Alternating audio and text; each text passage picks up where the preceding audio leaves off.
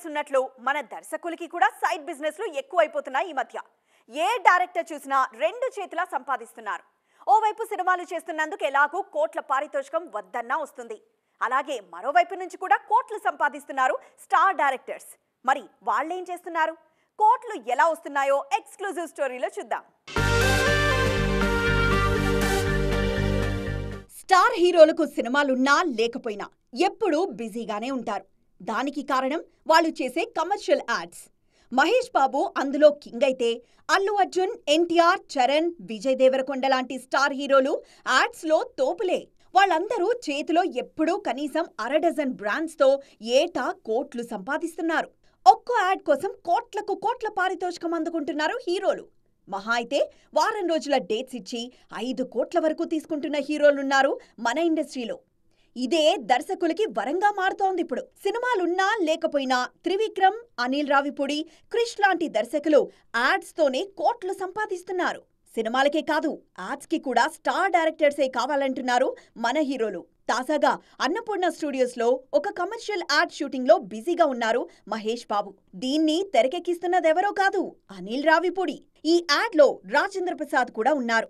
ఈ యాడ్ కోసం భారీగానే పుచ్చుకుంటున్నారు అనిల్. త్రివిక్రమ్ కు యాడ్ ఫిల్మ్ మేకర్ గా చాలా డిమాండ్ ఉంది.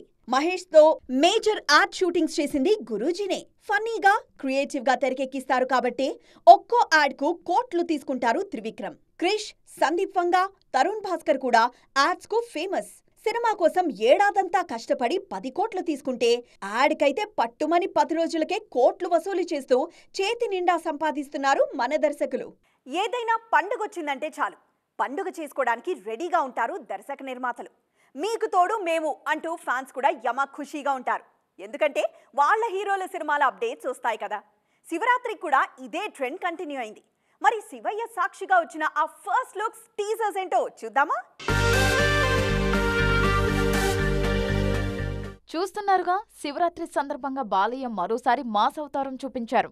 ఎన్నికల కోసం బ్రేక్ తీసుకోవడంతో కొన్ని రోజులుగా షూట్ జరగట్లేదు. కానీ టీజర్తో ఫ్యాన్స్ కు ట్రీట్ ఇచ్చారు బాబీ. సింహం నక్కల మీదకు వస్తే వారవ్వదురా, ఇట్స్ కాల్ హంటింగ్ అంటూ బాలయ్య చెప్పిన డైలాగ్ భలే పేలింది. దెబ్బకు అంచనాలు భారీగా పెరిగిపోయాయి. శివరాత్రి సందర్భంగా కన్నప్ప ఫస్ట్ లుక్ విడుదల చేశారు మేకర్స్. మంచు విష్ణు హీరోగా ముఖేష్ కుమార్ సింగ్ ఈ సినిమాను తెరకెక్కిస్తున్నారు. శివయ్య ప్రియ భక్తుడైన కన్నప్ప లుక్ శివరాత్రి రోజే విడుదల చేశారు దర్శక నిర్మాతలు. అలాగే ప్రభాస్ కల్కి లుక్ సైతం విడుదలైంది. భైరవగా ఇందులో నటిస్తున్నారు ప్రభాస్. మే 9న కల్కి రానుందని మరోసారి ఖరారు చేశారు. ధనుష్, శేఖర్ కమ్ముల సినిమా లుక్ కూడా విడుదల చేశారు మేకర్స్. ఇందులో నాగార్జున కీలక పాత్రలో నటిస్తున్నారు. రష్మిక మందాన హీరోయిన్. అలాగే తమన్నా, సంపత్ నంది, ఓదెల 2తో పాటు కోన వెంకట్, గీతాంజలి మళ్లీ వచ్చింది లుక్స్ కూడా శివరాత్రి సందర్భంగా విడుదల చేశారు. వీటితో పాటు మరికొన్ని చిన్న సినిమాల లుక్స్ కూడా వచ్చాయి. ఏ సర్టిఫికేట్ కావాలని దర్శక నిర్మాతలే సెన్సార్ బోర్డు సభ్యులను అడుగుతున్నారా? తమ సినిమా పెద్దలకు మాత్రమే అనే ట్యాగ్ లైన్ కోరి మరీ తెచ్చుకుంటున్నారా? అదేంటి, ఏ వస్తే వాళ్ళకే కదా నష్టం అనుకుంటున్నారు కదా. అందులో కూడా బిజినెస్ స్ట్రాటజీ ఉంది. ఈ మధ్య కాసుల వర్షం కురిపించిన సినిమాలన్నీ ఏ సర్టిఫికేట్ తీసుకున్నవే. మరి ఈ నయా బిజినెస్ ట్రెండ్ పై స్పెషల్ స్టోరీ చూద్దాం పదండి. ఏ సర్టిఫికేట్ సినిమాల టైం నడుస్తోంది ఇప్పుడు ఇండస్ట్రీలో. పెద్దలకు మాత్రమే అని సెన్సార్ సభ్యులు చెప్తున్నా థియేటర్స్ మాత్రం పిల్లా పెద్దలతో నిండిపోతున్నాయి. గత కొన్ని నెలలుగా అడల్ట్స్ ఓన్లీ అని సెన్సార్ బోర్డు చెప్పిన సినిమాలన్నీ బాక్సాఫీస్ దగ్గర కలెక్షన్ల వర్షం కురిపిస్తున్నాయి. యానిమల్ సినిమా దీనికి బెస్ట్ ఎగ్జాంపుల్. సందీప్ వంగ తెరకెక్కించిన ఈ సినిమా 850 కోట్లు వసూలు చేసింది. అలాగే ప్రభాస్ సలార్ కూడా ఏ సర్టిఫికేట్ తీసుకుని 700 కోట్ల వరకు వసూలు చేసింది. సినిమాకు ఏ సర్టిఫికేట్ వచ్చిందంటే అందులో ఏదో ఉంది అనే ఆసక్తి ఆడియన్స్ లో కూడా పెరిగిపోతోంది. అది కలెక్షన్స్ పెంచడంలో బాగా దోహదపడుతోంది. సలార్, యానిమల్ లాంటి సినిమాలంటే స్టార్ కాస్త వచ్చాయి. కానీ లాస్ట్ ఇయర్ బేబీ సృష్టించిన సంచలనం మాటల్లో చెప్పలేం. దాదాపు 90 కోట్లకు పైగా వసూలు చేసింది ఈ సినిమా. దీనికి కూడా సెన్సార్ బోర్డు ఇచ్చింది ఏ సర్టిఫికేటే. ఇందులో రొమాన్స్ కూడా కాస్త ఘాటుగానే ఉంటుంది. అభ్యంతరకర డైలాగ్స్, మితిమీరిన హింస, బోల్డ్ కంటెంట్ ఉన్నప్పుడే ఏ సర్టిఫికేట్ ఇస్తుంది సెన్సార్ బోర్డ్. అలాంటి సినిమాలకే ఈ మధ్య డిమాండ్ బాగా పెరిగిపోయింది. మ్యాడ్ లాంటి కాలేజ్ కామెడీ సినిమాకు కూడా ఏ సర్టిఫికేట్ వచ్చింది. అది కూడా బాగానే కాసులు కురిపించింది. కొన్ని సినిమాలకు నిర్మాతలు అడిగి మరీ ఏ సర్టిఫికేట్ తీసుకుంటున్నారని ప్రచారం కూడా జరుగుతోంది. అది తమ సినిమాకు హెల్ప్ అవుతుందని నమ్ముతున్నారు. తాజాగా విడుదలైన భీమా, గామి సినిమాలకు కూడా ఏ సర్టిఫికేట్ ఇచ్చింది సెన్సార్ బోర్డ్. ఈ 2 సినిమాలకు ఓపెనింగ్స్ బానే ఉన్నాయి. గోపీచంద్ సినిమాలో ఏ సర్టిఫికేట్ కు కారణం హింస అనుకోవచ్చు. గామికి ఎందుకిచ్చారనేది అర్థం కాని విషయం. ఈ సర్టిఫికేట్ వల్ల ఓపెనింగ్స్ పెరిగాయనేది కాదనలేని నిజం. ఇదే ట్రెండ్ కొనసాగితే మాత్రం ఇండస్ట్రీకది చెడు చేసే అవకాశం ఎక్కువ అనేది విశ్లేషకుల భావన. అసలు ఎలా వస్తాయిరా నీకు ఇలాంటి ఐడియాస్ అంటూ అదేదో సినిమాలో బ్రహ్మానందం ఓ డైలాగ్ చెప్తారు కదా, ఇప్పుడు వర్మన్ చూస్తుంటే ఇదే అనిపిస్తుంది. ఎవ్వరికీ రాని ఐడియాలు ఈయనకొస్తూ ఉంటాయి. ఇప్పుడు కూడా ఇదే చేస్తున్నారు. వ్యూహానికే చుక్కలు చూపిన వర్మ శపథం రిలీజ్ కోసం మాస్టర్ ప్లాన్ వేశారు. సెన్సార్ వాళ్ళకే షాక్ ఇచ్చారు. మరి ఆయన ఏం చేస్తున్నారో చూద్దామా?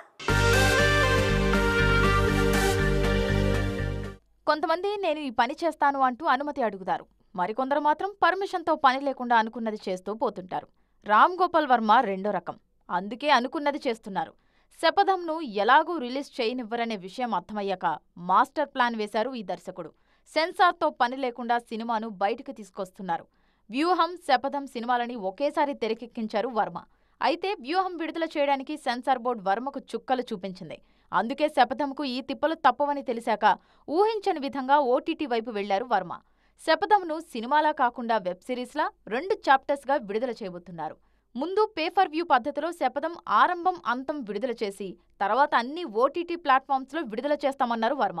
శపథం చాప్టర్ 1, 2 సిరీస్ తీయడానికి కారణం ప్రజలకు ఏమి దాచకుండా పచ్చి నిజాలను తెలిసేలా చేయడానికి అంటున్నారు ఈ దర్శకుడు. మొత్తానికి థియరిటికల్ అయితే సెన్సార్ అడ్డు ఉంటుందని ఓటీటీ వైపు వెళ్లి అందరికీ షాక్ ఇచ్చారు వర్మ. నేను యాక్టర్నిరా బాబు అంటే కాదు, నువ్వు డాన్సర్వే అంటున్నారు దర్శకులు. శ్రీలీలకొచ్చిన కష్టాలు చూస్తుంటే పాపం అనిపిస్తుంది. నిజంగానే మన దర్శకులు ఆమెలో డాన్సర్ను మాత్రమే చూస్తున్నారా?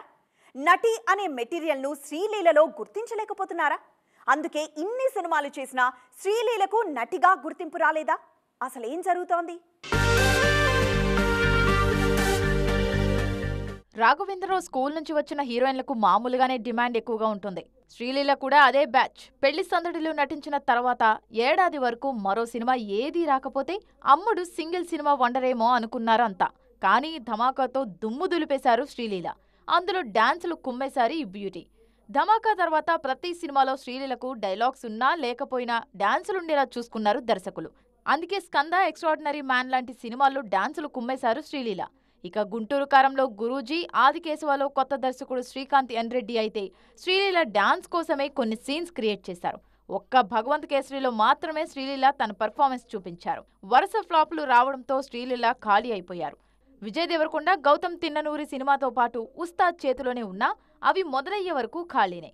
అందుకే ఇకపై డాన్సుల కోసం కాదు, నటనకు స్కోప్ ఉన్న పాత్రలే చెయ్యాలని ఫిక్స్ అయ్యారు శ్రీలీల. ఈ మధ్య కొన్ని ఆఫర్స్ రిజెక్ట్ చేయడానికి కారణం కూడా ఇదే. మరి శ్రీలీల కోరుకుంటున్న ఆ క్యారెక్టర్ ఎప్పటికి వస్తుందో చూడాలి. ఇంత బతుకు బతికి ఇంటి వెనుక సచ్చాడంటే అవడం అని తెలుగులో ఒక సామెత ఉంటుంది. తెలుగు ఇండస్ట్రీకి ఇది ఇప్పుడు బాగా సరిపోతుంది. అదేంటి అంత మాట అనేసారు అనుకోవచ్చు, కానీ జరుగుతోంది మాత్రం అదే. వేల కోట్లు వసూలు చేసిన మన ఇండస్ట్రీకి ఇప్పుడు డబ్బింగ్ సినిమాలే గతవుతున్నాయి. ఈ సమ్మర్ అంతా అనువాద సినిమాలపైనే ఆధారపడాల్సిన కర్మ పట్టేలా ఉంది తెలుగు ఇండస్ట్రీకి. మరి అవేంటో చూద్దామా? 92 సంవత్సరాల తెలుగు సినిమా చరిత్రలో బిగ్గెస్ట్ సంక్రాంతినిచ్చింది 2024.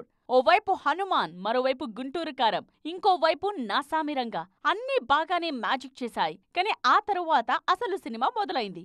మార్చ్ వచ్చినా 2 నెలలుగా టాలీవుడ్ జాతకం మార్చే సినిమాలు మాత్రం రాలేదు. దాంతో అనువాద సినిమాలు అడ్వాంటేజ్ తీసుకుంటున్నాయి. వాటితోనే థియేటర్స్ నింపాల్సిన పరిస్థితి వచ్చింది. సంక్రాంతి తరువాత ఇప్పటి వరకు దాదాపు 30 సినిమాలు విడుదలయ్యాయి. అందులో ఒక్క బ్లాక్ బస్టర్ కూడా లేదు. అంబాజీపేట మ్యారేజ్ ప్యాన్, ఊరు పేరు భైరవకోన లాంటి సినిమాలు ఓపెనింగ్స్ తోనే ఆగిపోయాయి. దాంతో మలయాళ డబ్బింగ్ సినిమాలు ఛాన్స్ తీసుకుంటున్నాయి ఇప్పుడు.